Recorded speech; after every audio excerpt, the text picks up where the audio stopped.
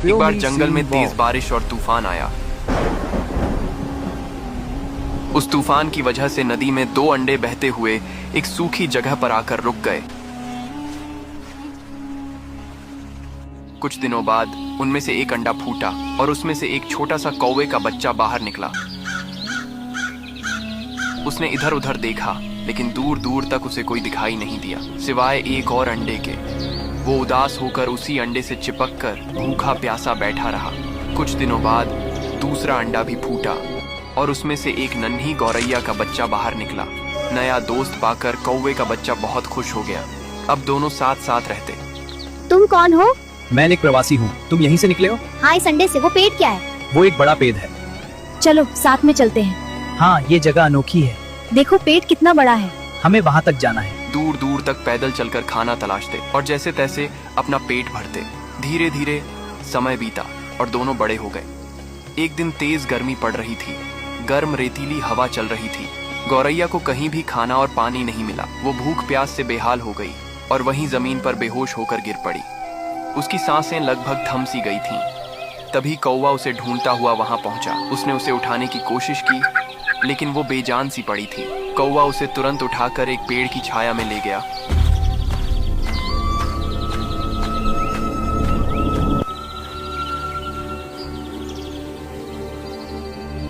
तू चिंता न कर, तुझे कुछ नहीं होगा।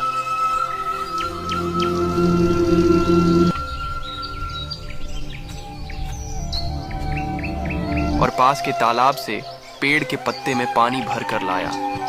उसने धीरे धीरे पानी गौरैया के मुंह पर डाला। कुछ ही देर में गौरैया को होश आने लगा। फिर कौवा तालाब के पास गया, मिट्टी खोदकर कुछ केंचुए निकाले और उसे खिलाया।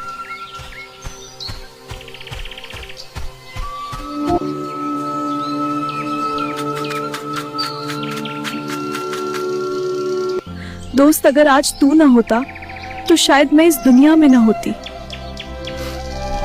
अरे पागल, दोस्त होते ही हैं मुसीबत में काम आने के लिए।